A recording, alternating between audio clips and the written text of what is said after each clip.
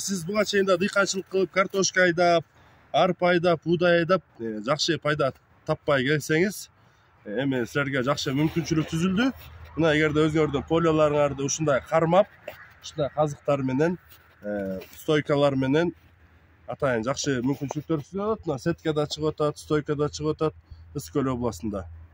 Мына эми малина айдасаңар болот, клубник айдасаңар болот, алма, өрүк жана башка нерселерди айдасаңар болот. Биздин климат өтө жакшы шартка туура келет.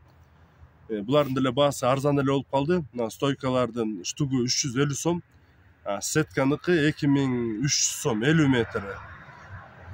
Эге 1 гектарды эсептеп көрсөк, 1 гектарды курчаш үчүн 75 000 сом кетет экен. Мен ойлойм, ага өтө деле көп эмес. Бул стойкаларды эч ким чечип да кетпейт, турдап да кетпейт, чирип да кетпейт, сынып да калбайт. Качествосу өтө жакшы болуп атат.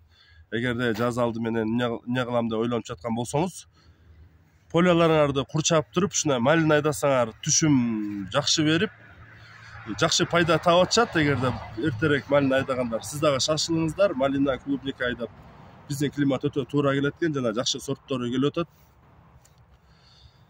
Мына Ысык көл областында, Каракол шаарында, Челпектин кырманында ушундай стойкалар, анан сеткалар сатылып атат. Же болбосо толук маалымат алам десеңиздер, ылдый жагында телефон номерин жана бааларын жазып койдум. Ошондон көрсөңүздөр болот. Мына мен сизге жакындан көрсөтүп берейин, бул кандай сеткалар экенин, кандай стойкалар экенин. Мына модерден көрсөңүздөр. Мына могу стойка бул бетондон, ичине шестерка гладкий арматурадан 3 варт этилип туруп салынат.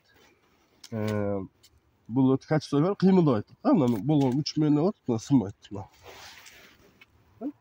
Өтө катуу. Бул сетка болсо, мына могу ылдый жагы ичкерээк.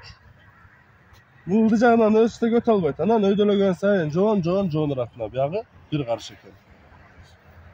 Анан бул сетканын 50 метри дат басканы 2300 сом. Анан бул сетканын деле бир самопалдарын чыгаргандар болуп атат. Бизде только оригиналдар. Мисалы үчүн мына баштан аягына чейин бирдей эле зым.